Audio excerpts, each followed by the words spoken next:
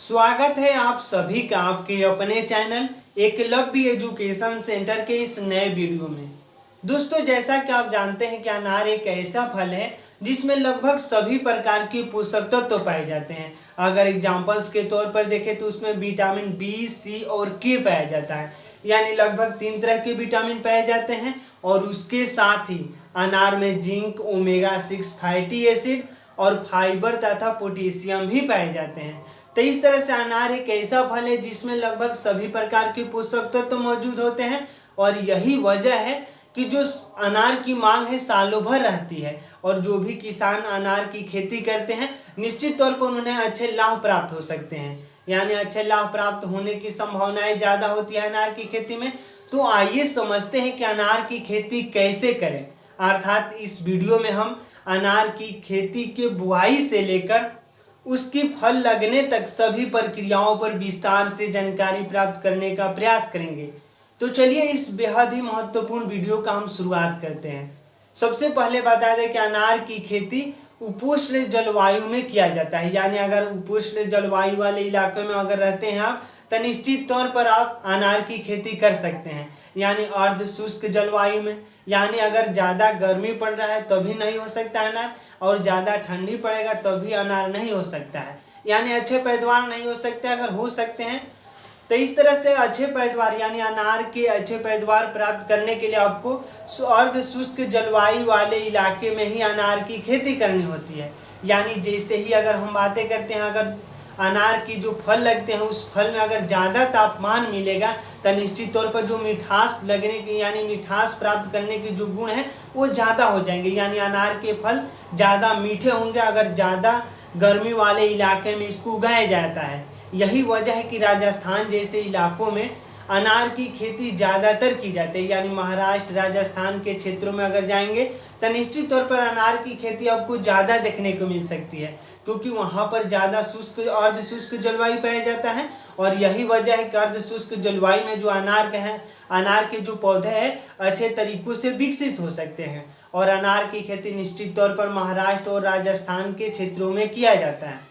और इसके साथ आइए समझते हैं कि आखिर उसकी मिट्टी जो है बलुई दोमट मिट्टी अगर रहती है तो निश्चित तौर पर अनार का जो पौधा है अच्छे तरीकों से ग्रोथ करेगा। यानी जो मिट्टी की बातें करते हैं तो मिट्टी चाहिए बलुई दोमट मिट्टी।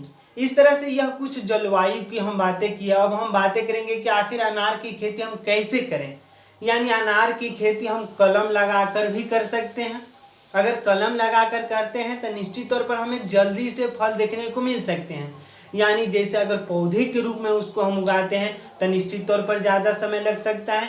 तो इस तरह से अगर कलम के माध्यम से अगर अनार की खेती करते हैं तो जल्दी समय में कर सकते हैं और अच्छे पैदावार को प्राप्त कर सकते हैं। यानी कम समय में ज़्यादा अगर लाभ प्राप्त करना चाहते हैं तो निश्चित तौर पर कलम की विधि से आप अनार की खेती कर सकते हैं। यानी उपोष्ण जलवायु में अगर कलम की विधि से अनार की खेती करते हैं तो निश्चित तौर पर आपको लाभ प्राप्त होने की संभावनाएं हैं। और इसके साथ आप रोपण के माध्यम से भी खेती कर सकते हैं अनार के। यानी अगर पौधा है आपके पास तो निश्चित तौर पर उसका रोपण कर सकते हैं। और रोपण करेंगे तो निश्चित तौर पर अगर हम पौधे की बातें करें, अगर अनार का एक पेड़ लगाते हैं तो लगभग 20 से 25 वर्षों तक वो फल देता है। यानी प्रत्येक वर्ष आपको लगभग 20 से 25 वर्ष लगातार फल देने की संभावनाएं होती हैं।